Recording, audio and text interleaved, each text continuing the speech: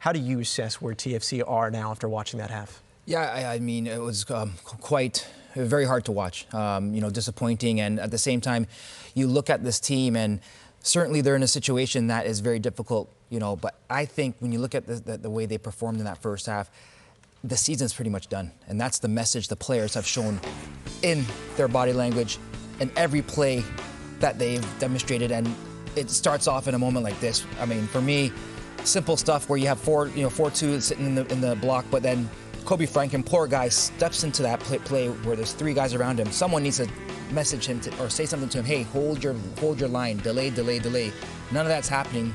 The whole right area is now exposed, but he's able to track back, and again, kind of crosses that line, and it leaves a wide open area. Now O'Neal and Coelho needs to either cover for him or say something, but they don't say anything. It's too late to cover. To block that cross. Now Petretta, body language is not in the right position. Doesn't see the guy behind him, and allows that goal. And I think these are examples and basic examples that as professionals, for a guy like Kobe Franklin to be in a position as a young player, you need experienced players. You need players that you could trust to deliver that message, to keep in the right position, and that's clearly not happening. There's no cohesiveness in that team, and I think that's a lot that we're seeing, not just from this game alone, but the entire season or even the past 3 seasons. So this is a team that's suffering. Fans are suffering watching these guys perform or try to perform or be professionals, and they come into an environment that's so negative, toxic. For me, DZ, I think at the end of the day, this is where you have to tell yourself, what is it really worth? And I think that's what the players are asking themselves at the same time. Why am I coming out here playing for this team when it seems like there's nothing to play for? And that's what we're seeing in the first half. Now, of course, you always want to be fair, but I mean, there's been a formation change quite clearly where there are players playing in positions that they haven't played in for quite some time or at all in certain cases there.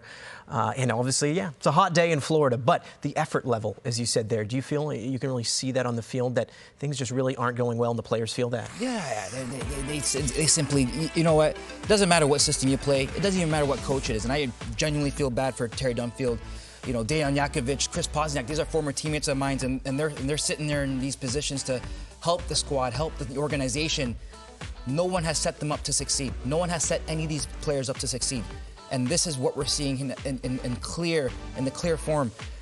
Every moment in this game, and especially in this first half, it's almost a repeat of what we saw under Chris Armas. The first 15 minutes, the mindset, it's just not there. Nobody cares. Nobody wants to fight for each other. We don't see a reaction after the goal has been scored. And I think it's going to get worse. And we're becoming the most embarrassing team in this league, in this continent. And I think it's for me as a former TFC player, I absolutely love this club and you want this team to succeed. But to see this happen over and over again, it creates all types of disappointment, frustration, and not just for my part. I know for a fact the fans are absolutely pissed when they see stuff like this by their own club. Yeah, it's a very frustrating result so far. And again, it doesn't look like things are moving necessarily in the right direction there if you're a TFC fan. Now, there was a mention from Bill Manning in that one-on-one interview with Luke Wildman during our last game where they really are looking for a new coach with new experiences. Is there someone you think could even help fix what we have here? Listen, I think you have to get people who believe in this squad, who believe in the culture of soccer in Canada. You may even look at some coaches in the CPL, Bobby Smirniotis as one, for example, Jay Merriman, for my eyes, one of the best coaches in that league. Get somebody attached to the culture, get somebody attached that understands the club.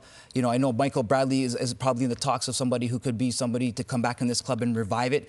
But it has to be somebody that believes in this team. It has to be somebody that believes in not just the first team as well, but the grassroots of this whole organization and understands what type of identity and culture and philosophy they could apply for this club. But right now, I think it's just a matter of, making sure that this club gets through this season. There's a lot of games to play, and the bleeding needs to stop.